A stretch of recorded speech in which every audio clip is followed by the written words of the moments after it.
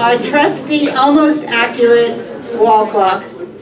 Almost accurate. You know, over the years we never know what minute is which side of what, but we go by this clock, so we're going to do it again. Good morning. I'm Ernestine Miller. I'm so glad all of you came out on this cold January morning, but it's so much better than it used to be, because if you remember a few years ago, I was up all night counting snowflakes, and you all got here anyway. So thank you again for being here. And we have a lot to do this morning. We have a fabulous lineup of speakers. And as always, we have a few traditions in our chapter, and we get going with those traditions. Evelyn, where are you? I always start out by thanking Evelyn. Poke your head in here. Poke your head in here. She did. All right. So if you saw her poke, I did not.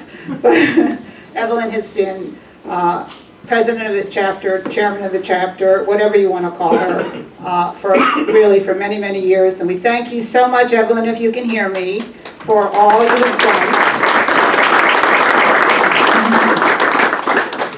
And the Bagley family is kind of iconic in New York.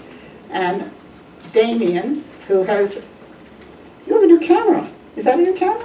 That's the new one. Oh, that's a new one. That's a dry run for the National. This is a dry run. I don't know which is a wet run or a dry run. However, over the years, Damien, we thank you for, most of all, for filming our meetings and the national convention and everything else you do for SABR. But I'm going to break a minute from baseball because, and I do this every year, and I've lost count, but one of my favorite day of the year in New York is the New York City Marathon. And Damien, just shout how many times you've run it, all your achievements. I can't keep up, so I'm going to let him. I think last November was 36. 36 marathons. I did 78, 79, and everyone's been 82. And it was 36 marathons, and, well, he brought a few of his medals. I did need a new necklace, you know. But we really do have, in my view, one of the hardest things to do is complete a marathon. Anyway, I certainly congratulate you. I want you to know that anybody can I put this out for people to see? Yeah, sure. Okay, so I'm just going to put these on the table and make sure, if you'd like to take a look, they won't. Nobody's going to lift them. This is as valuable in my eyes. This is just this. Maybe I should put them around my neck that way. But thank you for bringing them. I'm just going to put them right here for now.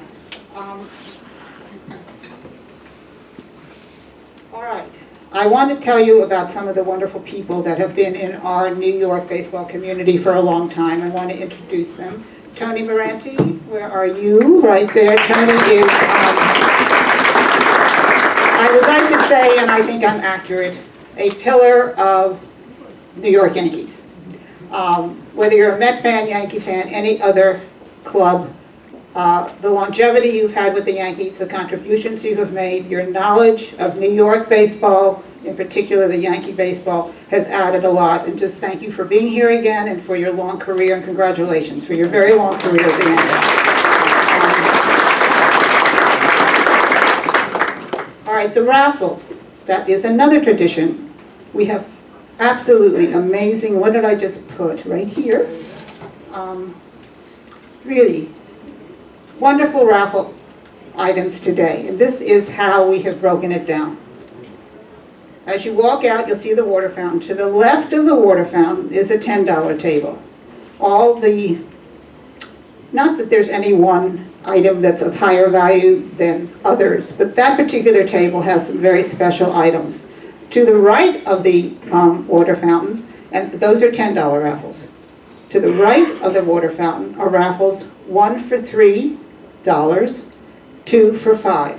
But the assortment of books and items that are there are really very, very, very special this year. So whoever contributed, I thank you.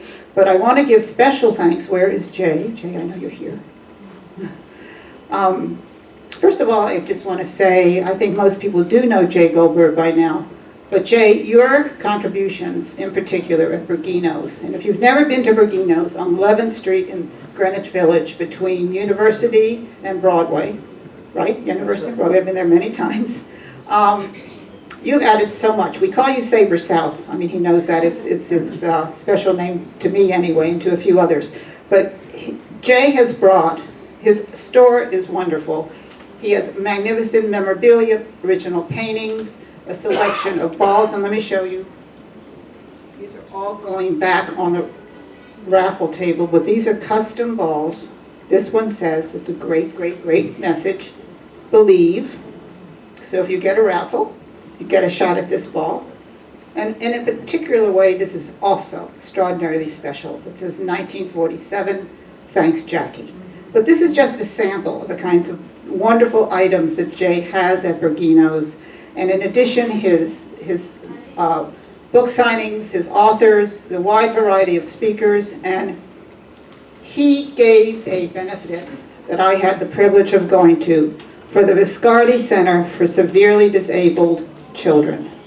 And I don't want to tear up so early in the day, but it was truly, it was last year. Mookie Wilson is in particular a great supporter of Viscardi, and it was a very moving evening. I was really privileged to be there. And Jay has brought Bergino cards, and on the back, anything you buy, there's a message on the back, anything you buy, a 25% contribution will be made by Jay to the Viscardi Center. So I urge you to go there, to purchase something, and to support this amazing charity. So thank you, Jay, for everything.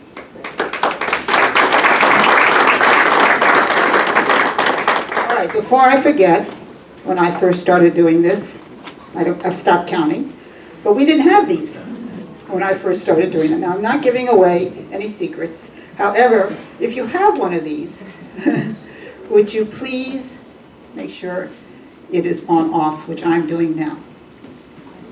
The only thing I didn't miss was my 10-year-old grandson texting me, good luck.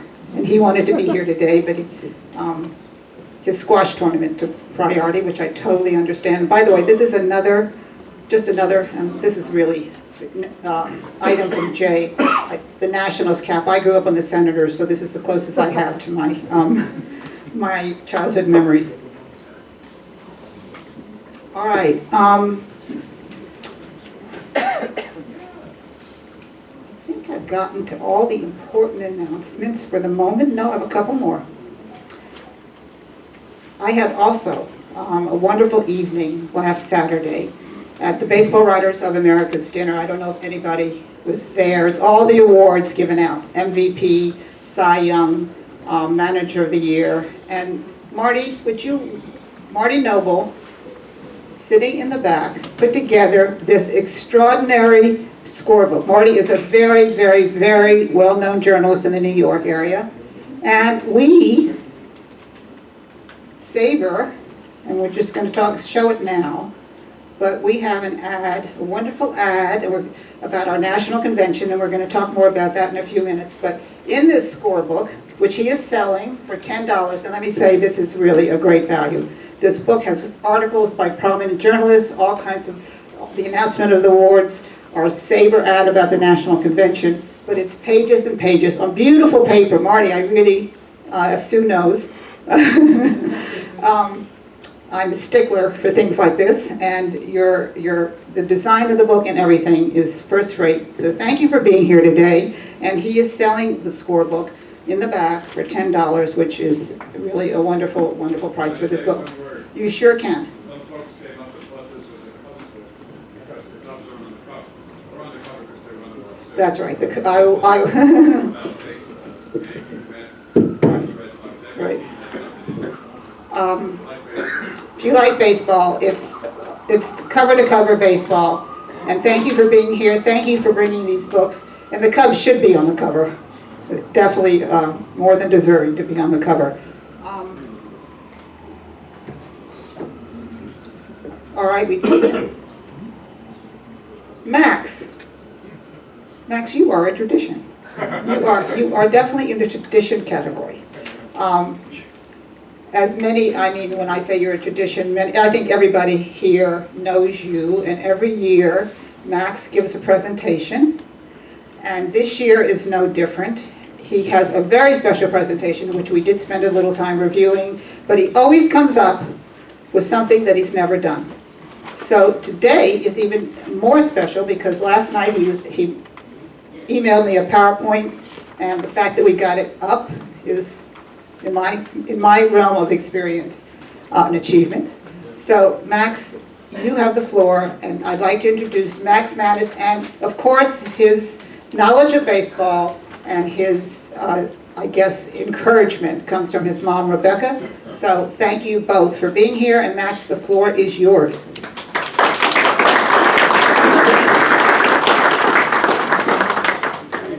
First of all, I just want to thank Ernestine, Damien, Evelyn, David, everybody who helps out. Okay. No mic. Why don't you stand? All right. Who here collected baseball cards as a kid? Can hear you. I can't use the microphone because Can I use the mic? I'm sorry, just, he'll speak loud, all right? Thank you. all right. So who here collected baseball cards as a kid? All right. Think back to what decade you were collecting. Any pre-1960 collectors? Okay. 1960s. All right. So these cards look familiar? Oh, yeah. All right. Any 1970s collectors? All right. Do you mind just switching? Yeah, that's right. I can't use electronics. I'm sorry. Yeah.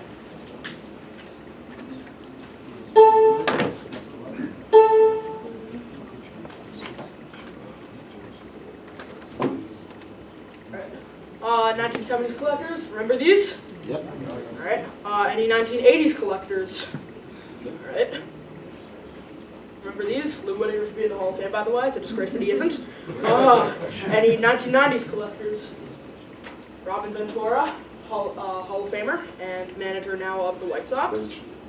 And any current collectors? Does anybody still collect cards, like 2011 to present cards? So if you do, you might know that one thing that a number of companies have started to do is they make what are called throwback products. So they're cards that the design is from decades ago, but they're of modern day players. So for example, this is a card of Troy Tulowitzki. This is from 2011.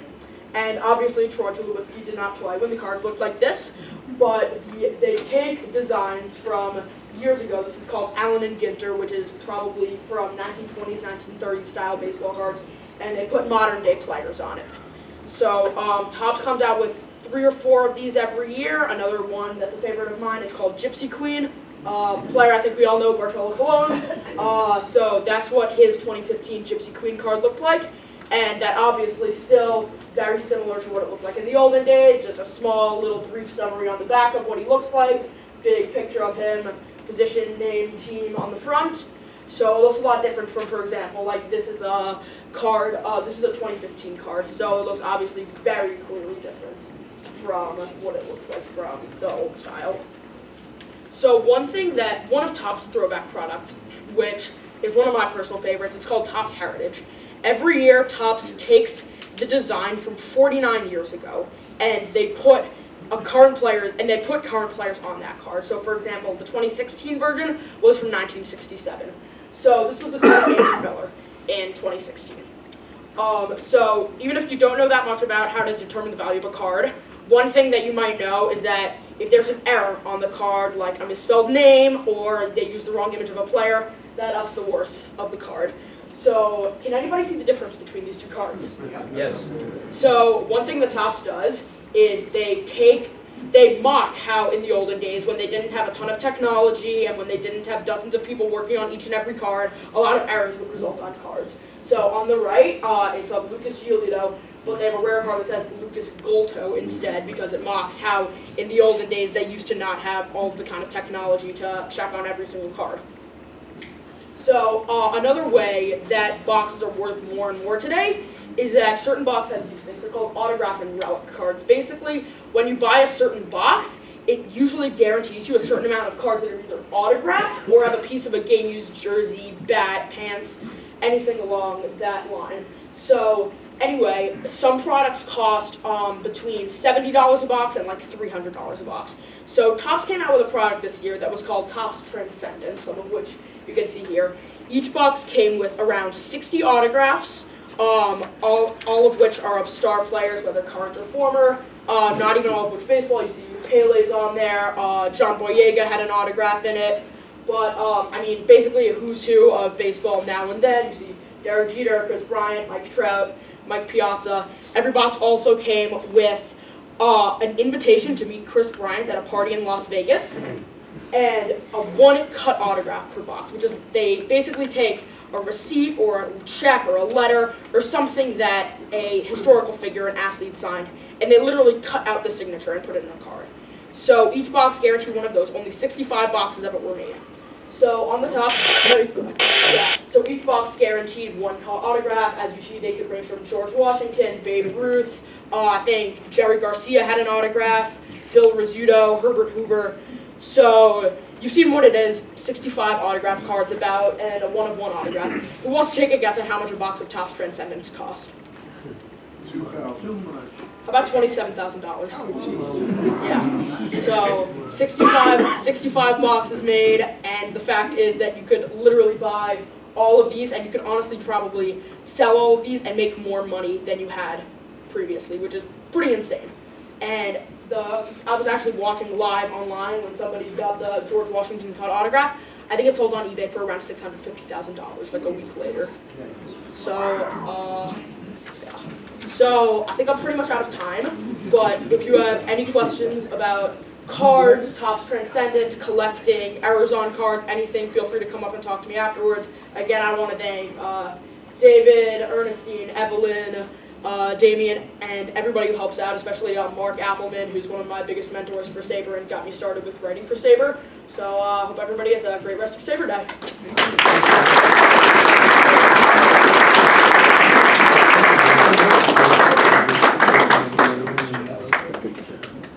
Batting 1,000? Keep going, Max. Thank you. I also like to introduce Rashawn. One of the real institutions in New York is Foley's. So today, Sean Clancy is here, right in the front row. I know most people here have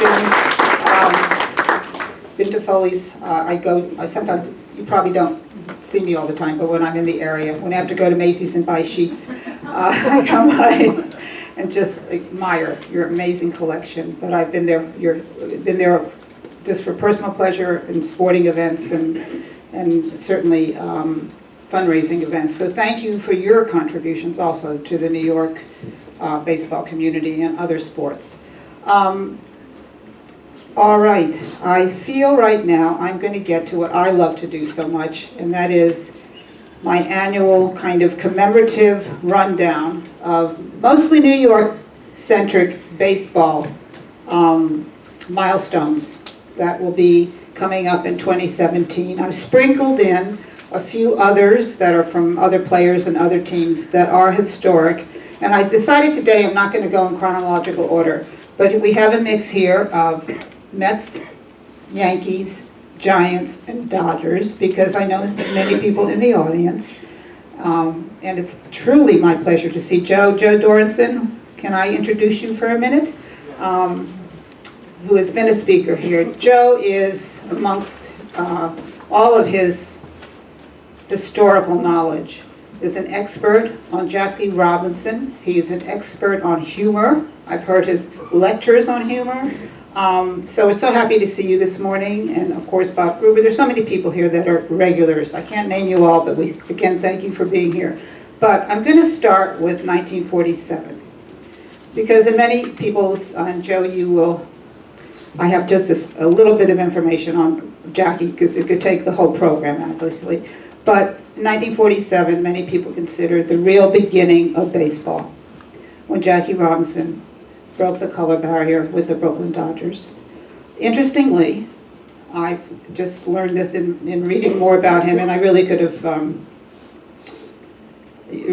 just had so much about him. It's hard to really narrow it down, and I know many of you saw the movie. There's been lots of interesting documentaries and full-length feature films on Jackie. But of 1947, when he won Rookie of the Year and broke the color barrier. It was a significant, the Dodgers made it to the World Series. Was really, in terms of when people look back, and they still look back, and that's the wonderful part of why we're here today, we also look back. We can think of ourselves, and I know some of you can, see yourselves at Ebbets Field and have had the great pleasure of maybe watching Jackie Robinson actually play. But I learned also that his birthday is January 31st. So he would have been 3 days from now, 98, which is interesting. He died at age 53, as many of you know. I was actually, I think I knew that, but I didn't know that he also died the same age as Babe Ruth. They both were 53, so very iconic players really dying young. This is also a commemorative, very, very, I think, big year for the Yankees that have a lot of things coming up in terms of commemorative years. But 1927, and David, I'm not going to get to everything that you know, but 1927 Yankees, wire to the World Series, are considered, and they were given a name that became synonymous with the 1927 Yankees, and that was Murderers Row, because of the players, not only the players on the team, and also sweeping the World Series, but that summer, if we all were around, and I do not think anybody here was one of the most amazing events that really captured the attention of not just the New York community, but the national community. And that was the home run race between Babe Ruth and Lou Gehrig. That captured the nation. And if you were around, and just think of your parents or grandparents might have been, it was all that anybody talked about. Didn't matter whether you were a baseball fan or knew nothing about baseball. Where was this going? And it was neck and neck and neck. People would get up literally 4 in the morning, newsstands all around. Remember, only newspapers. To get up and read what happened the day before. No night games. What happened the day before in this amazing home run race? Well, we know the outcome. Ruth pulled away with 17 home runs in September, and he, obviously, September 30th, this is 90 years, hit his 60th home run. So, and Gehrig wound up with 47. He did not have, of course, the September that Ruth did, which is just another example of the power of Ruth and what he and Gehrig both left as legacies to the New York community. So 1927 Yankees, probably going to hear a lot about them in this upcoming season, are an iconic team, and I think probably a lot of dissecting about that team, comparing it to other teams that have come and matched historical achievements. But what that did to a nation, and the home run in particular, and what it did for baseball, made this country pay attention more than ever to the game. And that was an achievement that I in particular admire, will continue to admire. And what we love to do in a group like this is compare eras. And that is something, I think, that's the value of having an organization like SABR, because you have that research that a lot of the members do that do compare eras. But it's hard to compare players that played only in the heat of summer, that only rode trains, that did not have strength and conditioning training, heavy wood bats, and how about playing in 90-degree heat in flannel uniforms?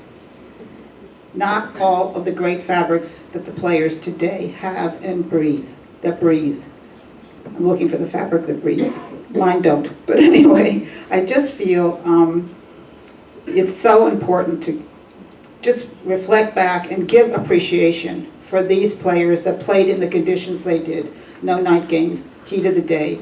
So their achievements, in my opinion, and I'm sure many of you share my opinion, certainly are up there as the greatest of all time. Picking up my glasses, 1 second. All right, now, I think I'm going to stop with my rundown for now. I'm going to say one more. Just we share the fan base. This is also a commemorative year for the Mets. 1962, the Mets arrived in New York. The first year of the Mets was 1962. A wonderful parade down Broadway welcomed the team. The team played in the Polo Grounds. I don't know how many of you know that. I know a lot of you do. But their first 2 years in New York, Shea was not ready. They didn't have Shea yet. The Mets played in the Polo Grounds where the Giants used to play, and at one point the Yankees also played. They shared the Polo Grounds with the Giants. But the first one, 1962 Mets, this will be another commemorative year with their arrival in New York. Casey Stengel was their manager. And later today, we are going to have a first-rate presentation by Marty Appel, whose book on Stengel is coming out in March, and you know, it's our featured speaker this afternoon will be Marty, and he's going to tell you a lot more about Casey. Right now, I'm going to take a few minutes to tell you about something very special that is coming to our city. Football, next Sunday, has the Super Bowl. Now, I know a lot of you sitting here are football fans as well as baseball fans. But SABR, if I can say this, and do no way detract from and compare football to baseball, but I guess we're kind of having our own Super Bowl. And that is for the very first time in close to 30 years, the SABR National Convention is coming to New York. June 28th to July 2nd at the Grand Hyatt. Couldn't get a better location under any conditions.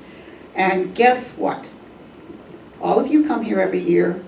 You hear these great speakers. We spend a lot of time putting together for you all the programs, all the special things that are arranged.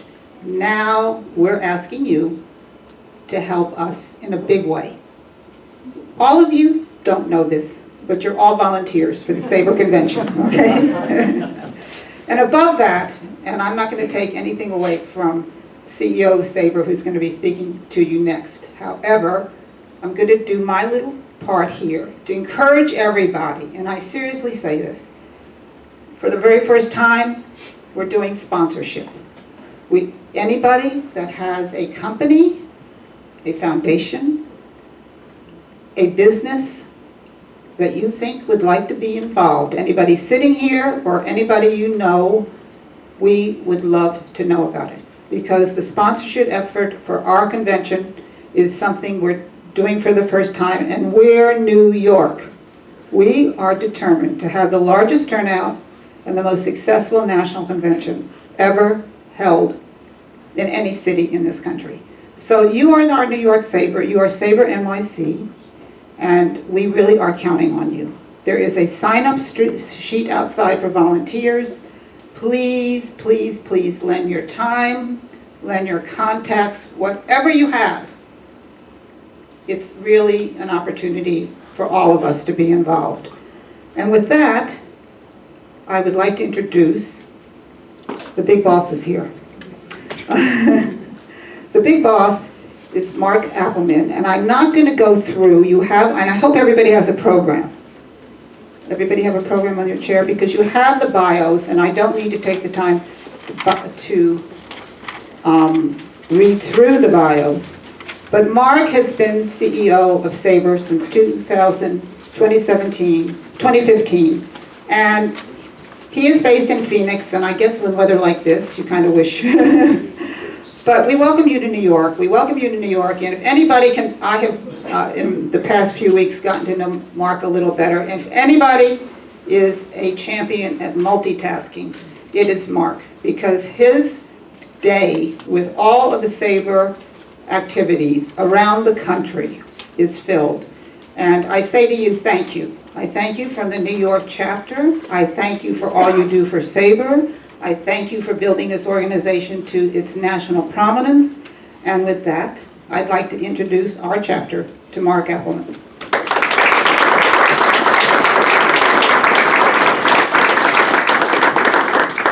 The big boss. I don't know, that didn't sound, but it's great to be here. It's great to be home in New York. It's great to be here talking about SABR 47. You know, I can't think of a place that I would rather be. SABR Day today, we've got about 50 different chapters going on around the country, actually around the world. Everybody's celebrating baseball. It's a great time, the week between NFL Championship and Super Bowl, 2 weeks before spring training, you know, pitchers and catchers report. So it's just a really, really good time.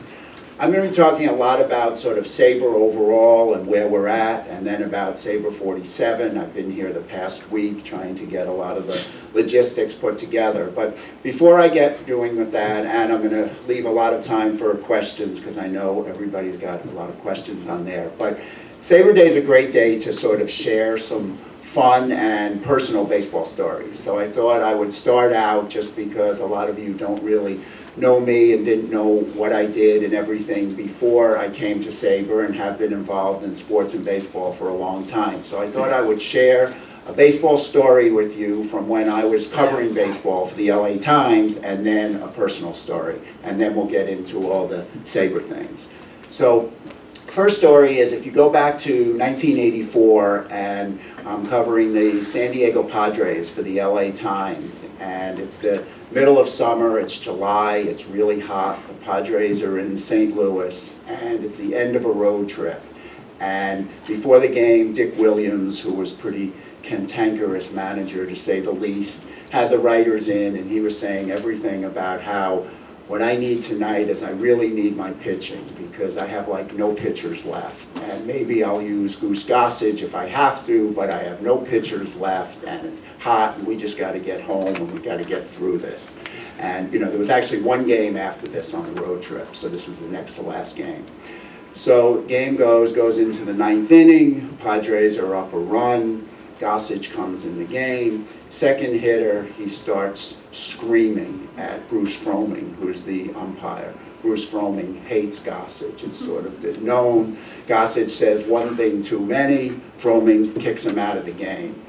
And now Dick Williams has to go to a rookie who's pitched once before. Rookie comes in, gives up runs. Padres lose. After the game, Williams is going crazy, absolutely going into one of his tirades. I happen to know Bruce Fromming, and at the time, back then, the umpire rooms were open to the reporters, and the umpires were actually happy to talk to the reporters. Now the umpires really can't say anything, and the umpire room is closed.